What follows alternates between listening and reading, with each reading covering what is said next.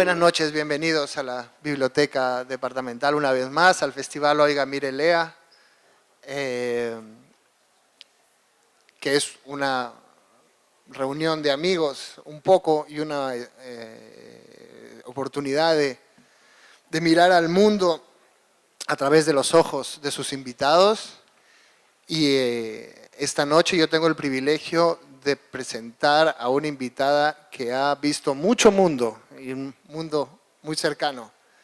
Es para mí y para cualquier periodista, yo creo, un privilegio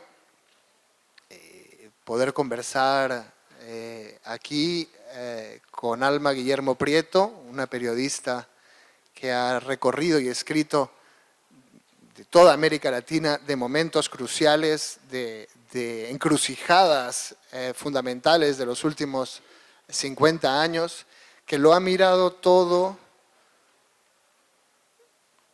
con la prosa del inglés, cosa curiosa, porque Alma es mexicana y de eso vamos a hablar también, y que por lo tanto ha tenido una mirada a la vez cercana y a la vez distante de toda la realidad que nos ha rodeado a los latinoamericanos.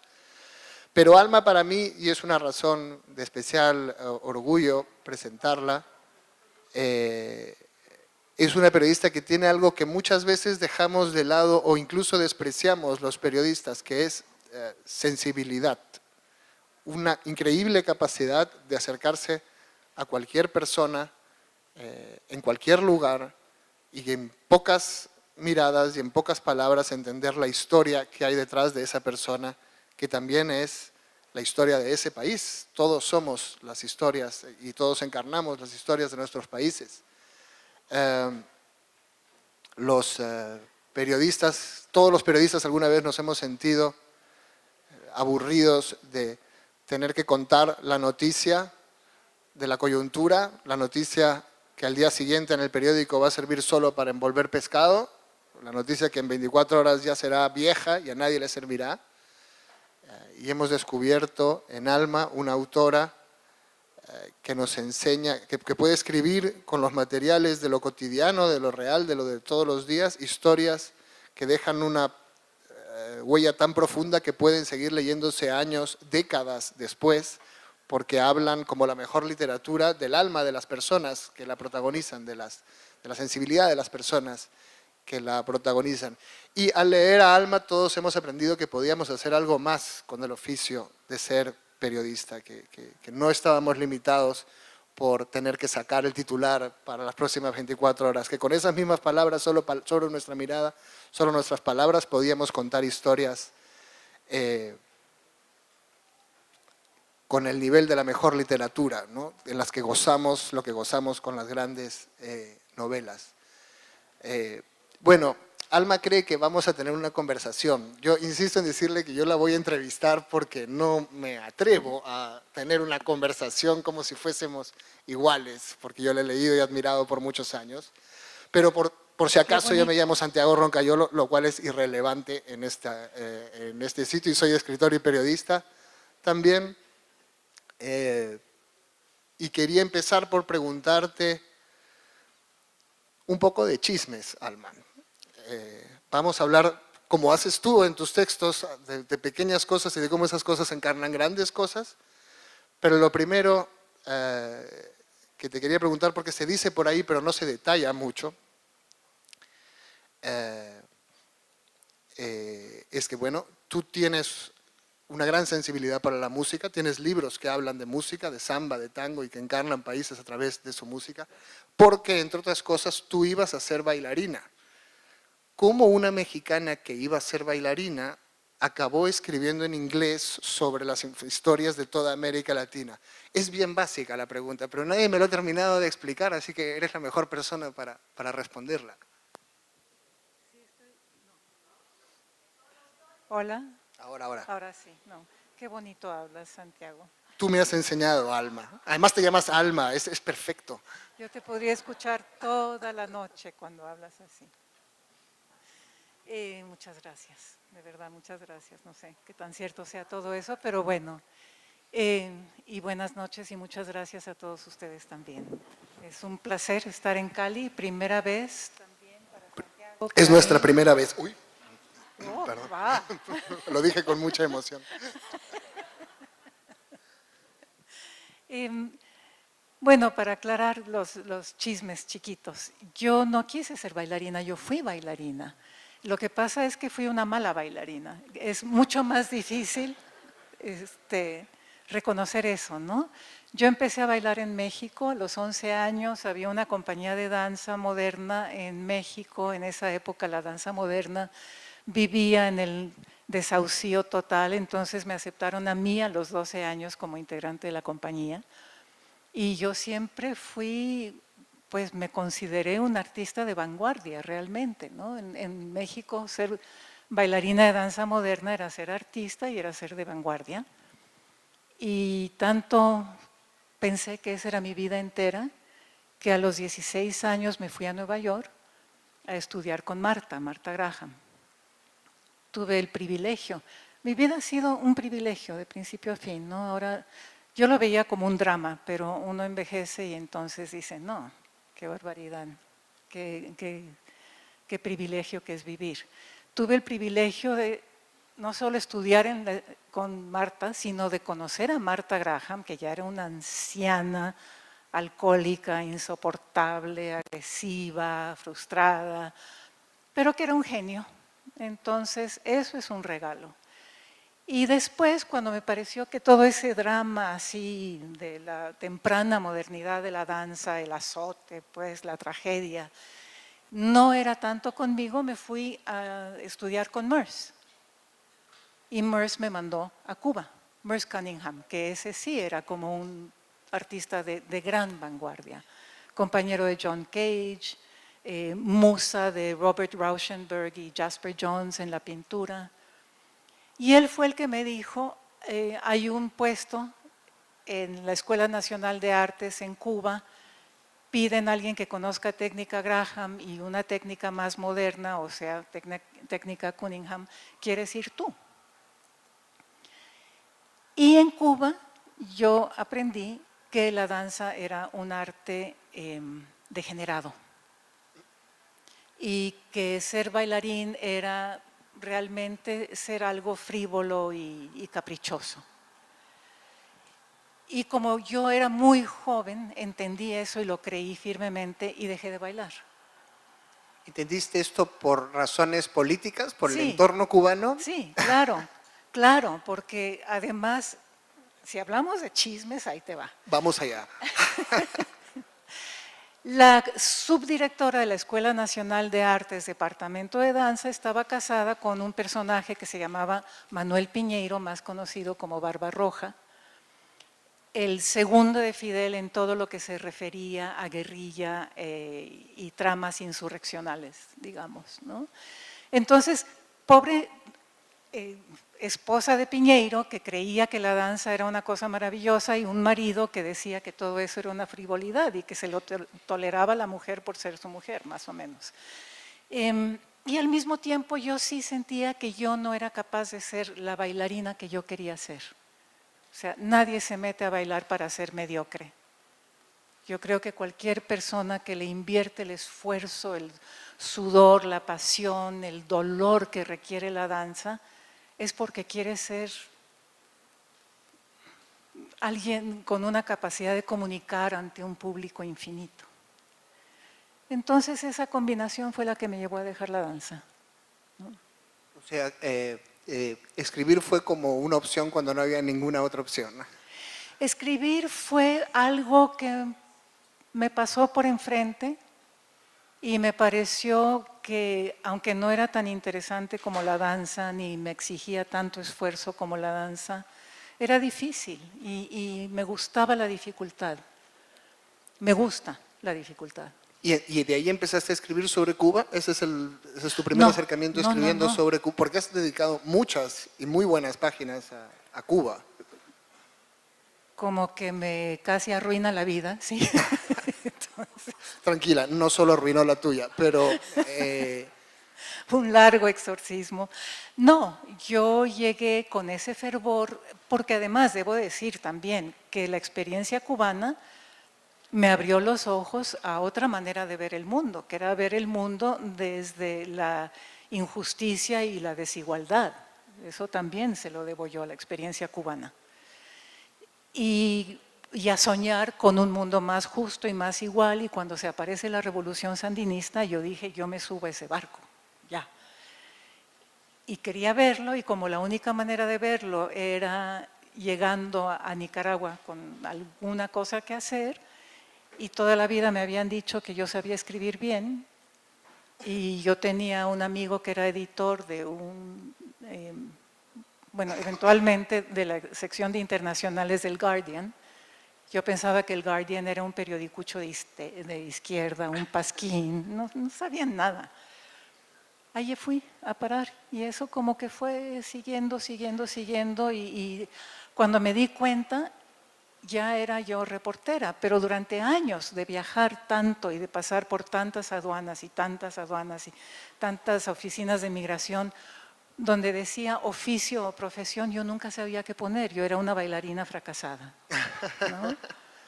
Entonces, ¿tú empiezas a escribir recién en la Revolución Sandinista como periodista profesional? Sí. ¿Esa es tu primera experiencia? Mi primera nota es primera plana del Guardian, sí. ¿Qué tal arranque, no? Sí, fue muy ¿Y chistoso. cómo, pasando de lo pequeño a lo grande, cómo ves ahora, porque para ti ambas cosas, entonces Cuba y Nicaragua, tú eres del momento de la gran ilusión de Cuba y Nicaragua, y de hecho eso cambia tu vida, como dices, y cambia incluso tu trabajo y tu manera de entenderlo todo.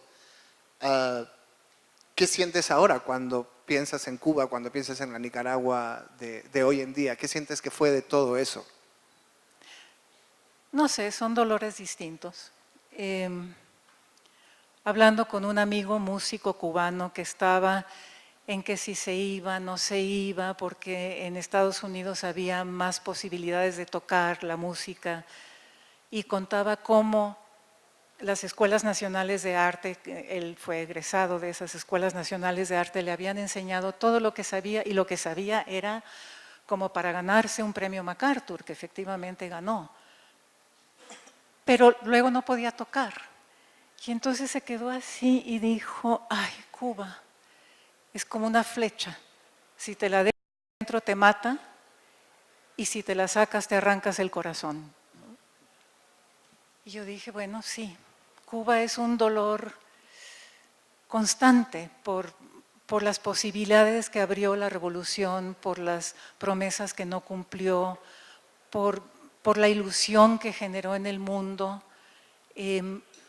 por la maravilla de los cubanos de la generación inmediatamente anterior, esos cubanos que se comunicaban contigo de corazón a corazón, porque el dinero realmente no tenía ningún significado.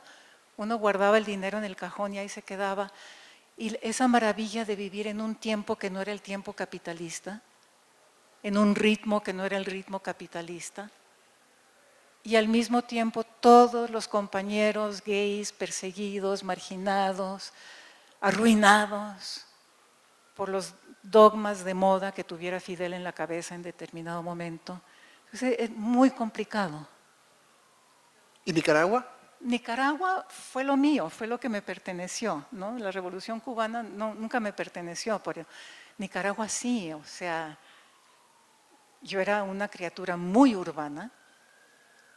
Nací en la Ciudad de México, mis años de formación los pasé en Nueva York, y de repente llegar a esta ciudad que era una no ciudad, que era campo con edificios.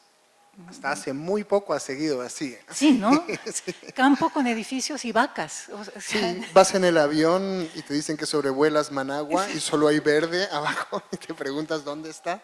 sí, es una cosa rarísima. Pero todo eso y esa cosa de los nicas que son como pícaros, la bandidencia que dicen ellos, ajá, vos bandido, ¿no? Que es una picarez tan bonita. El arrojo de esos dementes muchachos y viejos y mujeres que querían derrotar a un dictador y lo lograron. Eso fue la alegría. Nicaragua para muchos de mi generación, de la generación de tus papás, me imagino. Absolutamente. Fue la alegría, ¿no? Y ver eso, volver a la tristeza tropical que tuvo antes de Somoza, volver a eso, es como que uno no quiere ni voltear a mirar, porque da tanto dolor, sí. Pero tú y yo tenemos muchas cosas en común, muchas. Yo también tenía mi camiseta del Frente Sandinista de Liberación Nacional. Claro, pero Sí. eras un bebé, ¿no? Sí, cuando tenía 5. No Sí. era tan, no las hacían para bebés, las hacían ya para niños de 5. No, yo llevé una camiseta para bebé a el hijo recién nacido de mi mejor amiga allá, y era una camiseta para bebés, FSLN. Y decía, wow, qué emoción. Pero tú también tienes esa experiencia multinacional, tienes la experiencia de la revolución heredada, tienes la vida en México. ¿Tú fuiste al Bartolomé? ¿A qué colegio fuiste? No, yo fui a un colegio chiquitito en México, Ann Mansfield Sullivan se llamaba, era un colegio muy chiquitito que ahí sigue. Yo volví a mi colegio muchos años después en México. Y creo que en México, en esos años y al calor de esa revolución, se formó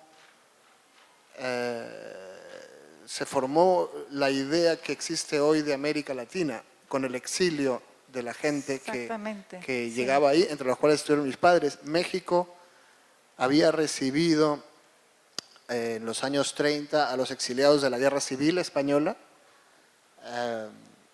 y los exiliados de izquierda tenían algo muy interesante para un gobierno con visión. Eran todos gente muy formada, eran intelectuales, periodistas, profesores, en países que se estaban creando prácticamente, en países muy jóvenes. Y entonces llegaron a México y pusieron universidades, pusieron colegios, pusieron periódicos, de manera que, y fueron grandes socios del PRI en muchos años y grandes asesores del PRI político. Sí. De manera que en los años 70, cuando empezaron a exiliar gente de todos los países de Sudamérica, México empezó a recibir a todos. Y estos que peleaban por México, que peleaban por Chile o por Perú o por Argentina, de repente descubrieron que peleaban por América Latina, ¿no? Y ahí se reunieron y yo crecí pues rodeado de señores con barba y con anteojos de carey que fumaban todo el día y conspiraban todo el día, que siempre estaban montando una revolución en algún lugar, preguntándome por qué no vemos fútbol como la gente normal, por qué no hacemos nada que sea normal, pero no lo hacíamos y mucho tiempo después, mucha de esa gente es la que ha pasado a gobernar en los últimos 15 años, sobre todo, de un modo u otro en muchísimos países. Uruguay, ¿no? Y Uruguay, en Argentina, en Lima, incluso en Perú, sí. en Venezuela, en Chile, muchos. Y con ellos también se han creado muchos más lazos entre América Latina porque todos estos tenían otros amigos en otros gobiernos de ahí, ¿no? ¿Cómo ves tú México? Porque al final eres una mexicana que no ha estado tanto en México. No, yo he estado años, claro. No, pero yo pienso eso de la latinoamericanidad. El primer forjador es el Che, obviamente, ¿no? Que se vive a sí mismo como latinoamericano. Y que conoce a Fidel en México. Y que conoce a Fidel en México, justo, claro. Pasa por Bolivia, pasa por Paz Estensoro y la Revolución de Paz Estensoro, pasa por Guatemala, se va a Cuba, pasa por México, se va a Cuba. Luego yo creo que el Frente Sur de Nicaragua es otro gran crisol de esa identidad latinoamericana, con toda la gente que después termina en México o que de México los exiliados de los varios países se van al Frente Sur a pelear con los sandinistas. Luego yo creo que la Fundación Nuevo Periodismo ha jugado un papel fundamental también al recibir a periodistas, reporteros jóvenes de toda América Latina que descubren que sus problemas son problemas en común, y la literatura, obviamente, ¿no? Alguien como García Márquez específicamente, que se dedica a esos puentes. ¿Cómo veo México? Fatal. Bueno, pero eso es lo que responden siempre los mexicanos también.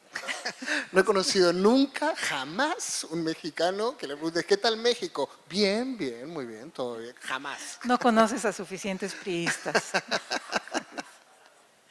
No, yo creo que la situación de México es complicada porque todo lo que le pasa es sistémico. Es decir, hay un partido, el Partido Revolucionario Institucional, o sea, PRI, que gobernó durante 72 años y que yo acabé de entender hace muy poco. Siempre se decía que el PRI era tolerante con la corrupción, pero eso era una mentira absoluta. El PRI no te dejaba prosperar ni entrar al sistema si tú no aceptabas corromperte. O sea, la corrupción era la moneda de cambio necesaria para avanzar en el sistema y así consiguió cualquier cantidad de intelectuales, generaciones de intelectuales que miraban para otro lado con los horrores y que le daban una credibilidad al sistema junto con los exiliados internacionales, ¿no? Mientras, por otro lado, el país era realmente un pantano. A ese país institucionalmente corrupto llega el narcotráfico y se mete. Entonces, acabar con la violencia del narcotráfico y la corrupción del narcotráfico me parece casi imposible, porque aunque se legalizaran las drogas mañana en México, ya habría unas redes de corrupción y de tráfico tan metidas, tan arraigadas, que no lo veo mucho futuro. Cambiemos de tema para que sea un... Hablemos de Estados Unidos para hablar de algo más deprimente. Porque al final tú eres una persona que ha escrito en inglés. Yo creo que toda lo esencial de tu carrera de reportera ha estado en inglés. Sí, la parte, sí. Que es lo más conocido de tu trabajo. Sí. De manera que ha sido una especie de traductora de América Latina para el mundo en inglés, de una persona que les explica Correcto. este mundo de abajo que les queda tan cerca, pero del que no entienden nada y que les explica a ellos qué somos nosotros. Creo que ha llegado a un momento en que es interesante que nos expliques a nosotros qué está pasando ahí, porque además como mexicana, todo el discurso antimexicano de Trump te toca en dos corazones, digamos, por lo que esto representa como mexicana, pero también por lo que representa de Estados Unidos, de este país en el que tú has trabajado tanto y de este lector para el que has escrito tanto. Yo he escrito en inglés y he vivido en Manhattan, pero no conozco Estados Unidos. Después de que me fui de Manhattan a los 23 años, no volví. He vuelto a dar cursos universitarios, 3 meses, 6 meses, pero lo que menos me interesa en el mundo, menos me ha interesado, es Estados Unidos. Y cuando he escrito sobre América Latina, he hecho conscientemente el esfuerzo de no mencionar realmente a Estados Unidos. No conozco las embajadas de Estados Unidos en América Latina, nunca voy a entrevistar al de la DEA. Sí, no, yo he tratado de imaginarme una América Latina que nos pertenece a nosotros, en la cual nuestros errores son nuestros y no culpa del gringo también, ¿no? Que me parece importante. En que nuestra identidad es algo que estamos luchando por forjar, sobre todo en México, independientemente de la conciencia, yo siempre digo que fui antiimperialista y luego me volví anti-antiimperialista porque estaba cansada de todo el yo soy víctima y nosotros oprimidos por Estados Unidos. Luego llegó Bush y me volví anti-antiimperialista. Y ahora con Trump ya no sé qué soy, ¿no? Ya es como anti-imperialista. Pero Estados Unidos nunca ha sido un área de interés para mí. El inglés ha sido un área de interés para mí, es un idioma que amo. Y la ironía que permite el inglés, el manejo del inglés, es parte de la distancia con la que yo puedo ver América Latina, gracias a ese idioma, ¿no? Y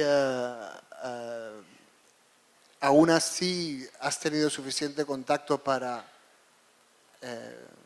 tratar de preguntarte, incluso como latinoamericana, qué es lo que hay dentro de la sociedad americana que encarna Trump.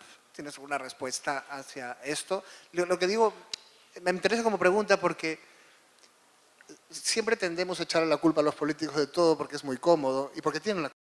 Pero lo cierto es que en las democracias siempre hay un lado que tiene que ver con lo que la gente escoge y se vuelve cómodo decir, no, fueron los políticos, pero somos nosotros responsables en las democracias. Por eso siempre pregunto a gente que ha trabajado o estado cerca de Estados Unidos, ¿qué es lo que sienten que ha cambiado en ese país para pasar de un símbolo como Bush a Obama y de Obama a Trump? Es una especie de esquizofrenia americana que quizás tú me puedas explicar. Yo solo puedo hacerlo citándote a otros, pero sí no me canso de repetir que Hillary Clinton ganó las elecciones, ganó con 3 millones de votos. Eso es como importante no olvidarlo, ¿no? También para no desesperarse excesivamente. Pero Trump ganó las elecciones, claro, porque… El sistema de Sí, conteo. pero además porque 49 millones o no me acuerdo cuántos de estadounidenses votaron por él. Votaron por él y fanáticamente, y no baja mucho su popularidad, aunque yo creo que se va a desplomar, no baja mucho su popularidad entre sus electores de corazón. No sé, George Saunders en un artículo maravilloso para el New Yorker dice que cuando tú tienes mucho miedo y te pones a gritar furioso y te enojas, dejas de tener miedo y es mejor estar furioso que estar aterrado. Y yo creo que eso tiene mucho que ver con el electorado blanco pro-Trump, que se siente terriblemente amenazado por la diversidad. A los hombres que afectó muy duramente la revolución sexual, digamos, ¿no? Y los cambios de género. Yo creo que para todos nosotros, de mi generación, de tu generación, ha sido una transición complicada de negociar, que trae muchos beneficios también para los hombres, pero que de pronto resulta más asustadora para hombres que no tienen mucha oportunidad de empleo, por ejemplo, y que se pueden sentir muy amenazados por ser los desempleados de la familia, en familias pobres.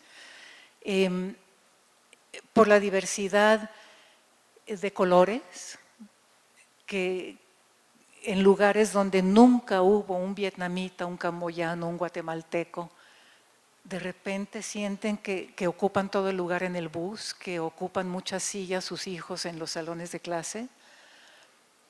Y yo creo que sus miedos hay que tomarlos en cuenta también y entenderlos, porque si se sienten amenazados es porque están amenazados, efectivamente. Y reflejan todo ese lado know nothing de la cultura fundacional estadounidense, ¿no? Que reivindica la ignorancia, el machismo. Sí. Quería que me cuentes ahora un poco sobre un país, también volviendo un poco a la chismografía, tu historia personal con un país extraño, lejano, que es Colombia.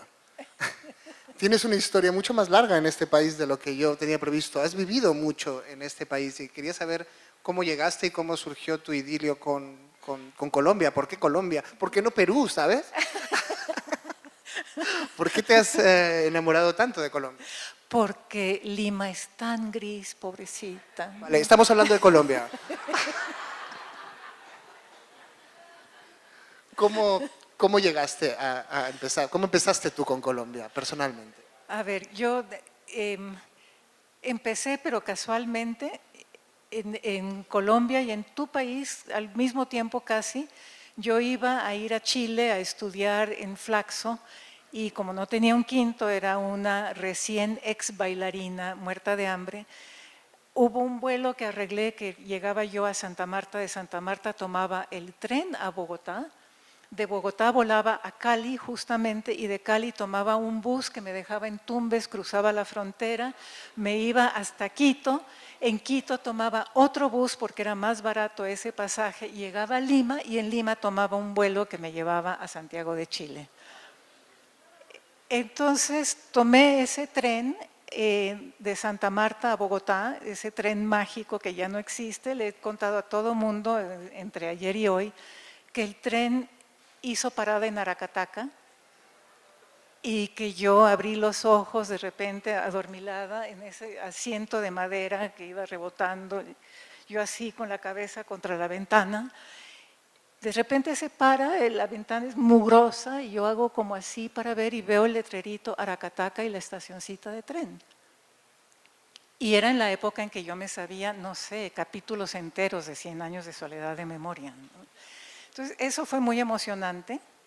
Y después llegué a Lima y el 11 de septiembre de 1973 yo tomé un vuelo de Braniff con destino a Buenos Aires, con destino a Santiago de Chile, y a medio vuelo se desvió el avión y aterrizó en Buenos Aires porque era el golpe contra Allende, ¿no? Entonces, ese fue mi primer contacto con Colombia. Y no sucedió nada especial, digamos. Cuando me nombraron corresponsal para Sudamérica de Newsweek, con sede en Río, y que yo empecé a viajar, aterricé, fue la primera vez que yo llegué a Bogotá en avión. Y así como Managua era una cosa verde, Bogotá también, o sea, sobrevolar Colombia y aterrizar en esa sabana color esmeralda, y era esmeralda y verde limón, y verde amarillo, y verde olivo, y verde más esmeralda, y verde agua, y verde jade, y todo era verde, y yo nunca en mi vida, yo vengo de un país árido también, nunca había visto nada igual, y yo dije, aquí quiero vivir. Que así es como yo tomo mis decisiones en la vida. Se nota que no eres casada con hijos. Sí. Así es como a mí me gustaría tomar las decisiones en mi vida. Que por cierto ni siquiera fue una decisión. Yo nunca pensé en hacer nada que me coartara la libertad. No, si te lo digo con la máxima envidia. ¿Cuánto tiempo has vivido hasta ahora en Colombia desde entonces? Bueno, llevo 4 años del 88 al 92, 4 años largos ahora, llegué en el 2013, y entre que me fui en el 92 a que volví, estuve todos los años sin faltar uno en Colombia, principalmente en Cartagena y después en Bogotá. Venía por una semana o por 5 meses, pero siempre venía porque la primera época que me tocó vivir acá fue muy dura. Fue una experiencia muy intensa y muy dolorosa que me dio mucho material para pensar. Los escritores vivimos buscando material para pensar, ¿no es cierto? Y en ese momento Colombia era un país muy rico para pensar y para derribar todos los clichés que uno tenía en la cabeza sobre la política, la izquierda, la guerrilla, etc.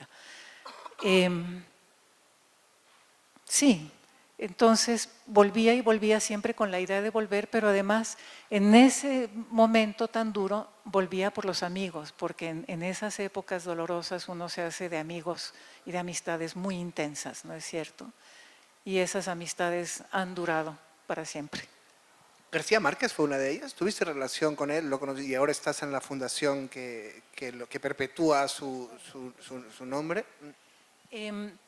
No, me hacían la misma pregunta hoy. Yo no puedo considerar que fui amiga de García Márquez, porque me parece que las amistades se hacen con experiencias compartidas, y cuando conocí a García Márquez ya todas las experiencias de su vida que le importaban las había tenido, ¿no? Yo creo que él me tuvo afecto, yo disfruté y aproveché la generosidad de él. Él me invitó a ser cofundadora de la Fundación Nuevo Periodismo Iberoamericano, y fue un lugar que ocupó mi vida muchísimo durante 15 años y el trato con él también fue una consecuencia de eso, digamos, ¿no?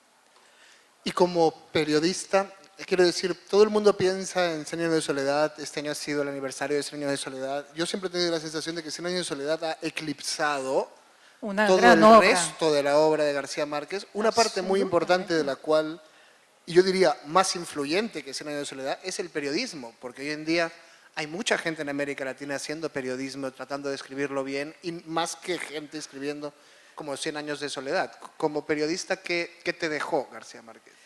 Yo no leí su periodismo hasta muchísimo después, mucho después, y me asombró enterarme de que había sido periodista. Y me parece que lo que él quiso hacer con la fundación era crear un espacio de libertad a donde… Esto está mal. ¿Sí? Ah, bueno, ok. Donde los jóvenes, sobre todo, entendieran que se podía escribir de otra manera, que se podía escribir adentro de la historia y no afuera reportando hechos, ¿no? Y esa ha sido su gran influencia como cronista, que fue el término que él siempre prefirió. Que uno como cronista vive adentro de la historia, de los hechos que cuenta, que es lo que yo siempre he tratado de hacer también como reportera, como tú también, me imagino, ¿no? Sí, imponer tu subjetividad, que tu subjetividad forme, admitir tu subjetividad, que siempre está dentro de lo que escribes. Admitir tu subjetividad, pero también abrirte a la experiencia.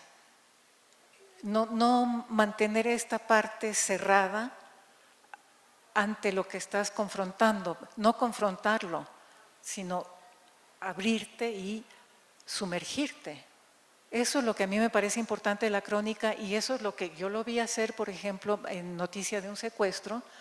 ¿Lo viste trabajar? Sí, claro, estaba todo el tiempo obsesionado, reporteando y luego venía y decía, hablé con fulano, ¿no? Con ese acento curioso, transicional, costeño, cachaco que había desarrollado, costeño, cachaco, mexicano con dejos de cubano, sí. Sí, él se metía. No necesariamente que hiciera un periodismo de inmersión, pero que era tan obsesivo para reportear como era para escribir, que no ha habido nadie más obsesivo para escribir que él. O sea, desde la colección de diccionarios que tenía, desde cuando se murió Octavio Paz, que de ser su amigo se había vuelto su gran enemigo literario, ¿no? Reforma publicó una primera plana con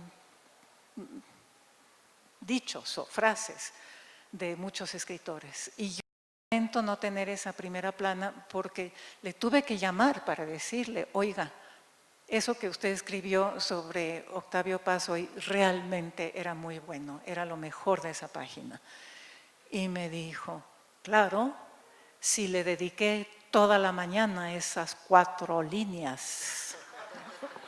Entonces, se enorgullecía mucho de su capacidad de trabajar. ¿Y cómo eres tú trabajando? ¿Eres obsesiva como García Márquez? ¿Cómo definirías tu manera de reportear, tu manera particular de hacerlo? Completamente obsesiva, pero además, acaso reporteo menos porque el esfuerzo físico es muy grande y yo ya no tengo esa capacidad, esa energía física. No sé, si voy a hacer un libro sobre Mangueira, que es una favela, que era una favela de condiciones muy difíciles, pues me voy a vivir allá, ¿no? Si voy a hablar de las FARC, pues me voy a pie atravesando el páramo de Sumapaz hasta Casa Verde. Es un privilegio, no estoy diciendo que es un sacrificio. Al contrario, lo que yo busco es el regalo, el placer, el usufructo, el privilegio de esas experiencias. Pero es mi única manera de entender la reportería. Yo cuando llegué a Nicaragua, que no tenía idea de cómo ser reportera, ni noción, pero cero pues, ¿no? Pero por casualidad conocía yo a Alan Riding, que era del New York Times. Entonces lo vi en el lobby, o en el bar más bien, del Intercontinental, que era el único hotel en Managua. Y me le acerqué y le dije, Alan, no tengo idea de lo que estoy haciendo, ¿qué hago? Y se rió y me dijo, pues, a ver, te voy a presentar a alguien con quien creo que tú te vas a llevar muy bien. Y esa alguien era la fotógrafo Susan Meiselas, que es una gran fotógrafa. Entonces bajó Susan, de mi edad, ¿no? También un poco loca, bohemia. Y ella me enseñó a reportear, pero ella era fotógrafo. Entonces yo me pasé 3 años sin ir a una conferencia de prensa porque yo entendía que eso era una cosa estúpida para perder el tiempo. Y lo único que yo quería hacer era lo que hacía ella, que era ir a la trinchera y decir, ah, ya lo vi, aquí escribo. Entonces ese fue el estilo que yo desarrollé de reportear por accidente, como todo lo que me ha sucedido, ¿no? Tú, como decía yo al principio, tienes una gran empatía, una gran capacidad de ponerte en los zapatos de las personas de las que escribes y hacer retratos, aunque sean personajes que aparecen solo unas líneas, es como si los conocieses de Tan toda la bonito vida. que es. Lo pregunto, no, porque me pregunto una cosa que a mí también a veces me ha pasado. ¿Nunca te ha pasado que no entiendes a alguien? Es decir, que te cuesta tanto una persona de la que tienes que escribir, que te resulta tan impenetrable que no sabes cómo escribir de esa persona, o simplemente caes en un sitio y entiendes perfectamente a la persona que tienes al lado. No, Abimael Guzmán, por ejemplo, no. Ah, mira, ese yo sí. Todos tenemos un pasado. No, yo creo que otra cosa que tenemos en común tú y yo es que como hemos tenido que cambiar de piel muchas veces, ¿sí? Cada traslado de país implica un ajuste que se vuelve un cambio de piel, un acento diferente. Eso te da una capacidad, te desarrolla la capacidad empática, porque no puedes seguir siendo la misma persona. Entonces, al desdoblarte, pues tienes que ir viendo varios puntos de vista y metiéndote en esos diferentes personajes. Por lo demás, cuando no entiendo a alguien es porque es, como Abimael Guzmán, un personaje de un teatro fantástico, ¿no? Y entonces me sirve a mí como personaje. Quiero hacer 2 preguntas antes de pedirle a la gente que participe y que haga las preguntas, los comentarios, mejor las preguntas que quiera hacerle a Alma. 2 preguntas sobre cómo ves, hemos hablado mucho, nos has contado mucho la América Latina que has visto y el periodismo que has visto. Me gustaría que desde toda tu experiencia nos cuentes un poco qué crees que va a pasar con el periodismo en estos. Estamos en años de giro total, todo está cambiando. Yo lo llamo cambiando porque soy un optimista, la mayor parte de la gente usa la palabra destruyéndose y derrumbándose. Hay nuevas tecnologías, hay lectores que consumen información de otra manera, hay países que eran los que siempre miraban, particularmente Occidente, que siempre era el que miraba al mundo, está mucho más cerrado en sí mismo y mira al mundo con temor y por lo tanto tiene menos ganas de leer lo que le pasa al resto de la gente. ¿Qué crees que significa esto para el periodismo de los próximos años? ¿Hacia dónde crees que puede ir? No, yo creo que en los próximos años estamos fritos. Otra optimista, ¿eh? Soy el único que dice cambiando, ¿ves? Siguiente pregunta, periodista. Siguiente pregunta. ¿Qué crees que va a pasar? O sea, si tú no quieres desarrollarlo de estamos fritos. No, yo creo que a corto plazo estamos fritos. Yo creo que muchos medios van a cerrar, muchos medios han despedido a la mitad o más de sus plantas. No se ha descubierto todavía cómo hacer un periódico accesible que gane lo suficiente como para pagarle a sus reporteros una vida digna. Y creo que una de las razones por las cuales los asesinatos en México han sido tan infames y tan frecuentes, los asesinatos de reporteros, es porque a los pobres no se les respeta y los reporteros son unos pobres más, ¿no? Unos pobres muertos de hambre más, y entonces son dispensables. Y eso es parte de la derrota general del periodismo. A largo plazo o a mediano plazo yo veo un nuevo periodismo que pues no, difícilmente nos lo podremos imaginar tú y yo, pero que tiene que existir. Una cosa que hizo el Internet es facilitar la polarización tremenda de las sociedades en todas partes. Y tiene que haber lo que antes representaba los grandes medios, una plaza común que representaba a las élites, al pensamiento burgués, lo que quieran, pero era una plaza común. ¿Y qué crees que va a pasar con este país en el que vives y que tanto conoces? Estamos hablando en un momento de lo más extraño y de lo más impredecible para la Colombia a la que tú llegaste por primera vez. Las FARC son un partido político, se siguen llamando FARC, pero son un llamado partido político. El Papa está todo el día en la tele y lleva 3 días y es un tema político interno de Colombia. Es un momento muy especial en este país, este momento en que hemos llegado. Bueno, en que yo he llegado, tú ya estabas. ¿Qué crees que significa este momento para los próximos años de Colombia? Espero que no que estemos fritos, espero que tengas una idea más positiva, por favor, de lo que va a pasar en Colombia en el futuro próximo. Sí, yo me vine a vivir acá porque llevaba yo 15 años escribiendo sobre sangre y asesinatos en México y me di cuenta de que eso me estaba dañando la manera de ver el mundo y de pensar, ¿no? Y me pareció que Colombia estaba en un momento de transición y que esa transición iba a ser para mejor. Y no he cambiado de opinión. Yo creo que hay muchísimas dificultades, pero el otro día fui a uno de las zonas de… Gracias. No, que gracias, yo no entendía dónde fue. Las zonas Vereda. veredales, como vereda. Veredales. Las zonas veredales es donde los guerrilleros desmovilizados están concentrados en un momento de transición que va a durar 2 años. Y fui a uno de esos campos, a una de esas zonas, a hablar con los muchachos allá, ¿no? Y las dificultades son tremendas, tremendas, tremendas.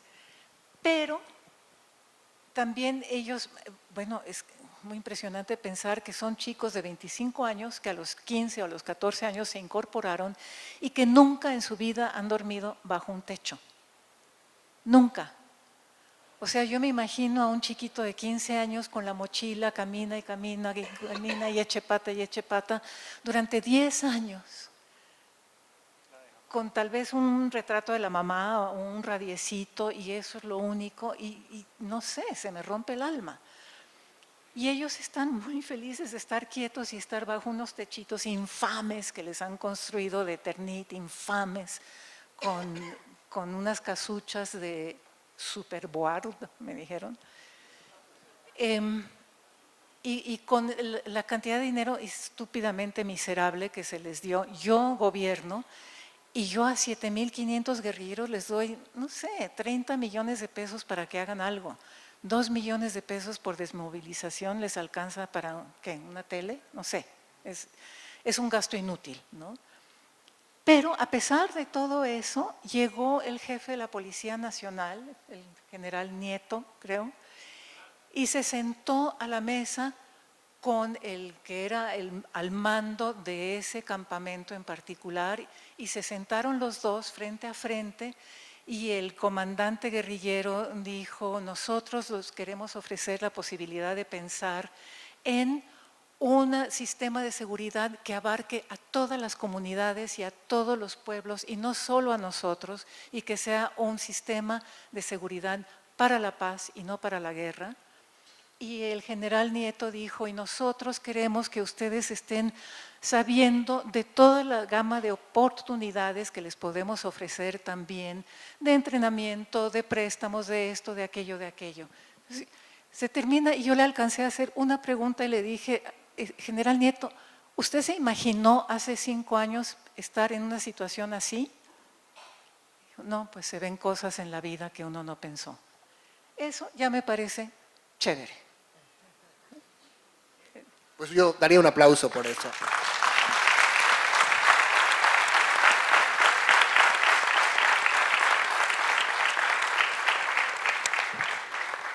Tenemos unos minutos por si alguien quiere preguntarle a Alma más cosas. Mucha gente quiere. Ahí hay uno. Buenas noches. Buenas. Quería preguntarte, bueno, realmente le hice esta pregunta también a Salcedo Ramos el sábado pasado. ¿Cuál es tu crónica favorita propia y ajena y por qué? Cuidado a quién dices. Por lo menos no te he preguntado cuál es la que menos te gusta. ¡Qué barbaridad!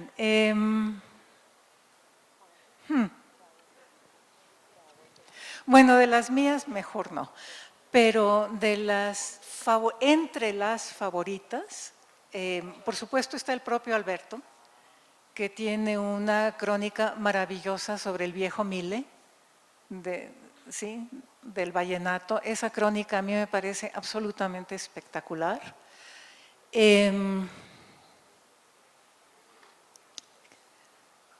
Yo creo que Leila Guerriero tiene unas crónicas también de gran fuerza, tiene una crónica sobre el equipo argentino de antropología forense que es excelente.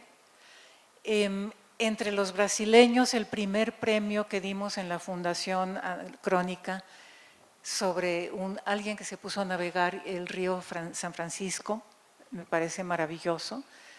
Estamos hablando de crónicas recientes, digamos, ¿no?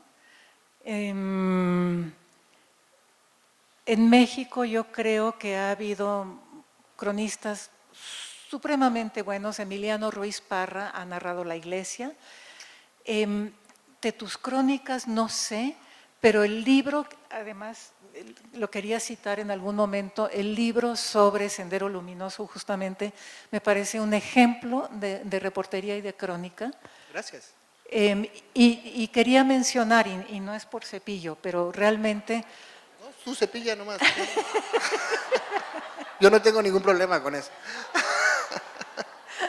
Tenemos un personaje común que es Maritza Garrido Leca, la bailarina sí. que cuidaba a Ismael Guzmán y que esta semana abandona la cárcel, encarna muchos de los conflictos de Perú 25 años después de la caída de Exacto, Guzmán. sí.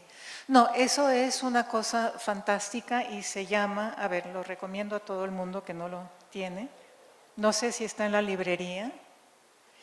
A ver, ¿cómo se llama? ¿Cuál? Se ¿El llama mío? La Cuarta Espada. La Cuarta Espada. La historia de Ismael Guzmán y Sendero Luminoso. En el capítulo 10 hay una cosa muy bonita, que es cómo Santiago narra cómo se empieza a fanatizar, ¿sí? Y me acordé de eso y bajé el libro ahora. Es muy bonito porque está hecho sin drama, con mucha sencillez, y como para que uno entienda qué le puede pasar a alguien, a una Maritzita Garrido Leca, por ejemplo, niña más o menos de sociedad, que de repente solo entiende el mundo a través de este pasillito tan estrecho que es el Sendero Luminoso, ¿no? Entonces, esa es una crónica que me parece también… Creo que eso es por lo que nos gusta el reportaje, porque estás experimentando con tu cabeza, estás convirtiéndote en gente a la que no te pareces y que no vive en tu vida y por un tiempo eres ellos, ¿no? Y es un experimento arriesgado. Sí, sí, y rico también. No sé si eso conteste tu pregunta. Había otra pregunta aquí. Sí. Buenas noches.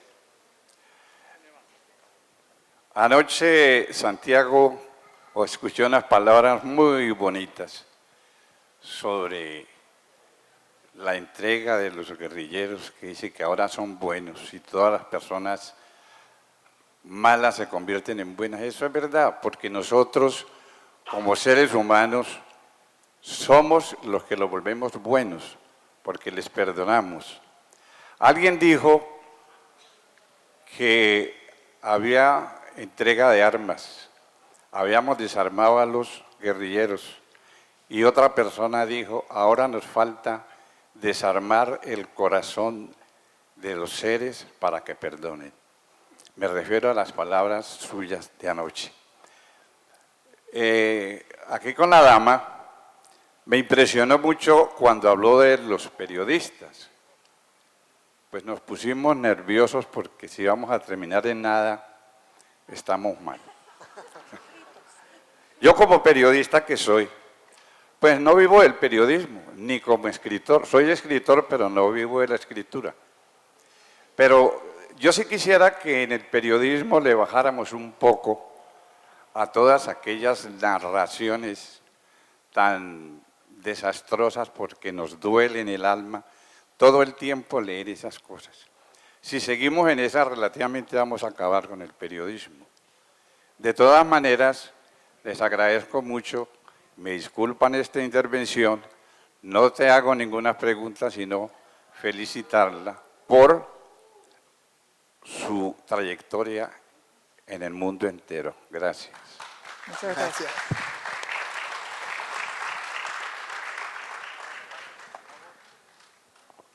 Buenas noches. Encantada de conocerte, Alma, y de conocerte a ti también. Quisiera preguntarte si tuviste relación con Gioconda Belli y si figura entre tus crónicas o reportajes una amistad con ella o algo sobre ella.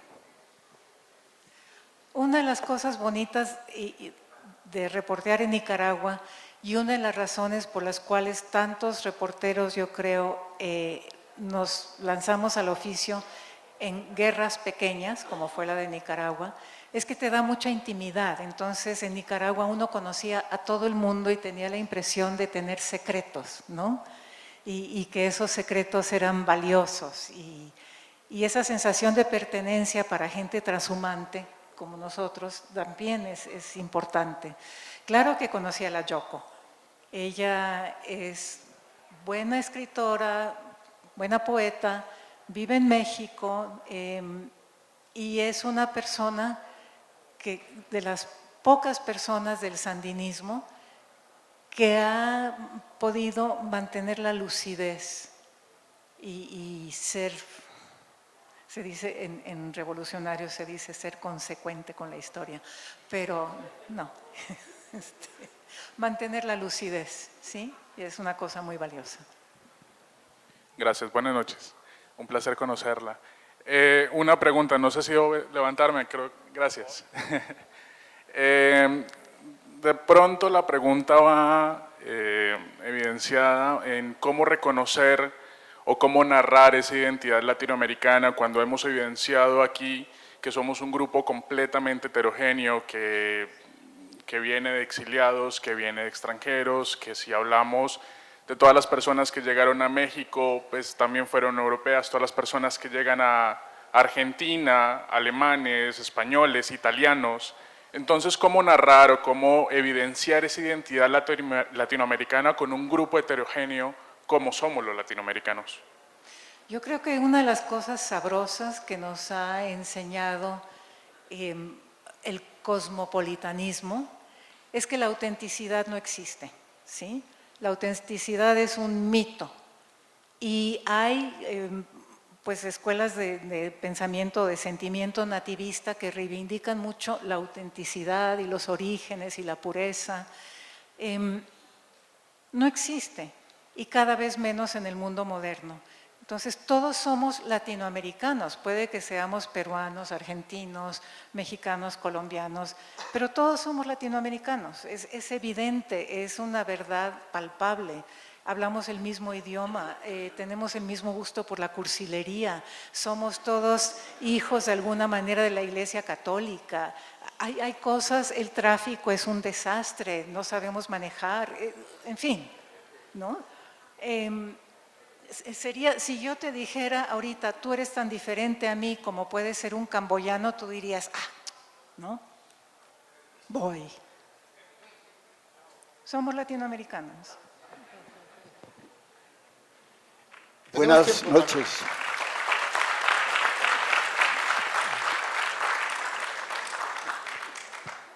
Al principio de la conversación contaste que los primeros trabajos los hiciste para medios ingleses y que el idioma te permitía cierta facilidad de expresión que no brinda el español. ¿Qué características especiales tiene el inglés que te facilita eso? Sí, no sé si por ser el inglés un idioma que se ha nutrido de muchas raíces, la sajona, la germana, la francesa, el latín, en todas las sucesivas etapas de la historia de Inglaterra, y luego en Estados Unidos del español, del noruego, por la migración, la gran migración noruega y sueca, escandinava en general, nuevamente del francés en el sur de Estados Unidos. Sí, por tener tantas capas y tantos orígenes, es un idioma irónico porque es un idioma que se distancia constantemente de sí mismo, ¿sí? Aparte de que tiene un vocabulario amplísimo por todas esas fuentes de las que se ha nutrido. Entonces, el poder manejar un vocabulario como con 5 teclados, digamos, y con esa ironía casi incorporada, pues es en sí un idioma que permite hablar con cierta distancia. Eso es lo que yo creo que quería decir. Buenas noches. Quiero hacer esta pregunta para los dos. ¿Ustedes qué opinan de la nueva literatura colombiana y si han leído a William Ospina? Gracias.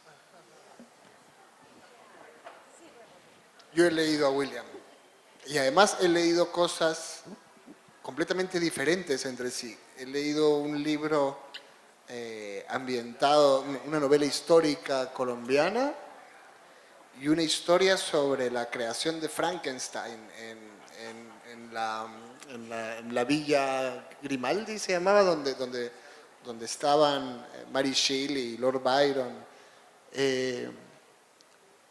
A mí William me parece buenísimo, pero en general conozco muchísimos escritores, ya no tan nuevos, porque ya no soy tan nuevo, pero Juan Gabriel Vázquez o Héctor Abad o Santiago Gamboa, que además vive aquí, son escritores cuyo trabajo no solo admiro, sino a los que he ido siguiendo mucho tiempo y con los cuales somos cercanos personalmente, y a través de sus ojos yo he ido viendo Colombia todos estos años en que los conozco a ellos.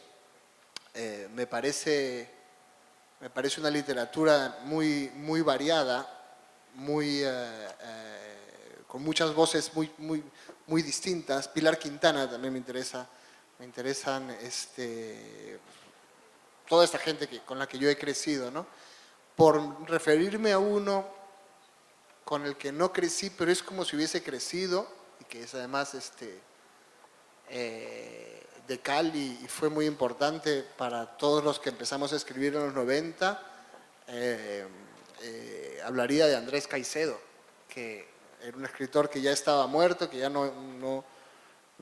que había nacido, no sé, 40 años antes, pero que en los 90 era un escritor que hablaba de todas las cosas de las que hablaban los escritores de los 90, que rompía con todas las tradiciones con las que necesitábamos que se rompiese para poder seguir adelante y para poder no estar enganchados al pasado, y que leíamos todos como si fuese un colega de nuestra edad, ¿no? Y ahí sigue, sus libros siguen saliendo y siguen siendo tan jóvenes como cuando los leímos y nosotros mismos éramos jóvenes. Sí, yo solo agregaría un par de nombres de escritores quizás bastante menos conocidos, pero que me gustan mucho. hablando de ironía, los dos manejan mucha ironía. Uno es Manuel Kalmanovitz, que tiene un librito que es una colección de piezas que se llama Bogotá con mar, que tiene cosas preciosas realmente. Es muy vanguardia, me gusta mucho. Y agregaría también una mujer cuyo nombre se me acaba de escapar totalmente porque ya estoy en esa etapa, que es, a ver, ayúdenme, Carolina Sanín. Ah, Sanín la he leído hace Los niños. Es muy, muy buena esa novela, inquietante. Sí. Parece coreana, no parece colombiana. Tiene esa cosa inquietante de cine coreano. Me Sí, gusta sí, mucho muy buena. el trabajo de ella. Santiago y Alma, gracias. Ah, sí, una preguntita. Sí, creo que nos da tiempo de una más, ¿sí? ¿Una pregunta? Una más. Me han dicho una más en plan una más. Así que esta es la última. Una pregunta, entonces. Hay una crónica tuya de Alma, esto es una preguntita que hizo Santiago que no desarrollaste del todo. Hay una crónica tuya del 92 en México, en la que hablas o escribes con y sobre rancheras, y también hablas de Juan Gabriel y muchas cosas. Y Santiago mencionó la música y quería que nos contaras un poquito cómo es sobre escribir con y sobre la música. Pues yo no escribo sobre la música tanto, sino que de vez en cuando me doy el lujo de escribir sobre las cosas que me gustan, ¿no? Que yo creo que es una cosa que todos debemos de hacer. Sí, darnos gusto. Entonces, yo escribo sobre la comida, escribo sobre la música, escribo también sobre la danza. ¿Qué te puedo decir? Son las cosas que no me cuestan trabajo, porque me nacen muy de adentro. Mi pasión por la música popular, yo creo que es muy mexicana. Monsiváis legitima esa tradición mexicana histórica de amor por lo popular. Entre otras cosas, mi tatarabuelo fue el primer poeta del hablar popular de México, Guillermo Prieto. Entonces, es muy mexicano eso de interesarse por las rancheras, por los narcocorridos, por los boleros y reivindicarlos casi como una forma de arte altísimo. Y yo tengo la misma actitud hacia la comida y obviamente hacia la danza, pero la danza afrocubana principalmente. No tanto ni siquiera la salsa caleña la admiro, pero no es lo mío. La salsa puertorriqueña me gusta mucho, pero lo mío es lo afrocubano. Sí. Entonces escribo sobre eso porque lo traigo adentro, ¿no? Alma, muchísimas gracias. Gracias a ti. Gracias por contarnos todo esto. Gracias a ustedes por venir. Buenas noches.